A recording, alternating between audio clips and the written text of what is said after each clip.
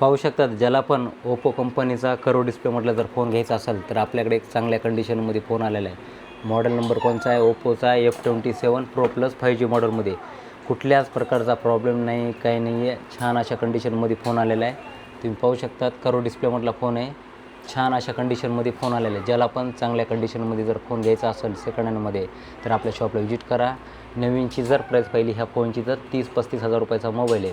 8GB RAM 256GB स्टोरेजमध्ये ओप्पोचा F27 Pro Plus 5G मॉडेलमध्ये ह्या फोनसोबत तुम्हाला सगळं काही मिळून जाईल।